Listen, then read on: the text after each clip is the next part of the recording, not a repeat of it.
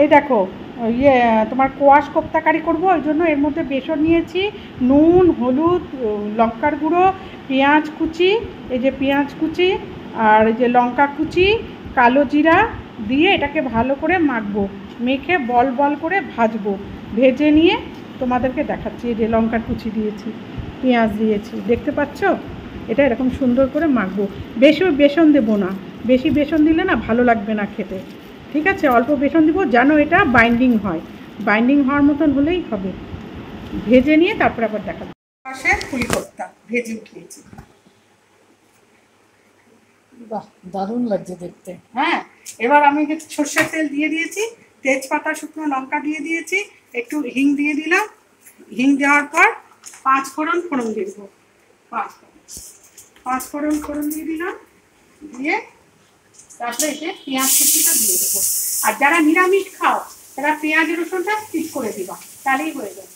পেঁয়াজ রসুন স্কিপ করলেই হবে। এবার পেঁয়াজটা আধা ভাজা হলেই হবে। আর তেল আমি খুব সামান্য দিই, দেখে নিতে পারো বন্ধুরা। এবার এই যে মশলাটা দিয়ে ভালো করে কষিয়ে নেব। এর মধ্যে তো আদা, পেঁয়াজ, রসুন, টমেটো এই কটা মশলাই আছে। আর এখান থেকে দিচ্ছি ধনে গুঁড়ো, হলুদ গুঁড়ো, আর একটু সামান্য পরিমাণে লঙ্কার গুঁড়ো দিয়ে এটাকে ভালো করে কষিয়ে দেবো। কষানো হয়ে যাওয়ার পর তারপরে তোমার এদিকে দিব আমি গরম মশলা গুঁড়ো। কষানোটা ভালো করে কষে নিই, এরকম তেল ছাড়লেই তখনই বুঝবে যে হয়ে গেছে, কষে গেছে। দেওয়ার পর এই যে গরম মশলা গুঁড়ো এটা, হ্যাঁ। আর এটা হলো ভাজা মশলা গুঁড়ো, হোমমেড। কিন্তু তোমরা যদি জানতে চাও তো বলবা, হোমমেড ভাজা মশলার গুঁড়ো তোমাদেরকে বলে দেবো। আর এটা গোলমরিচের গুঁড়ো, একটু গোলমরিচের গুঁড়ো দিয়ে দিলাম। আর লবণটা কিন্তু বুঝে শুনে দেবে। যদি ঝোলটা বেশি রাখো তাহলে বেশি লবণ দেবে, আর যদি গ্রেভি রাখো অল্প দেবে।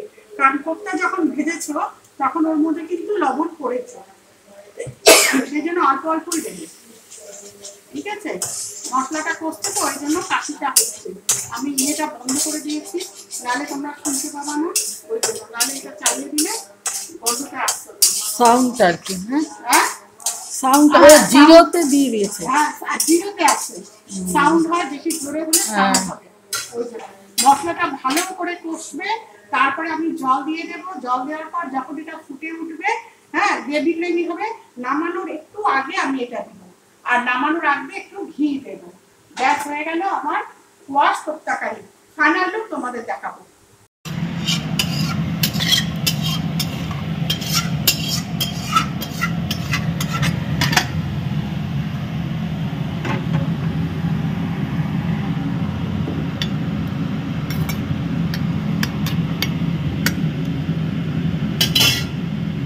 কোয়াশের কোপ্তা দেখছো? দেখো,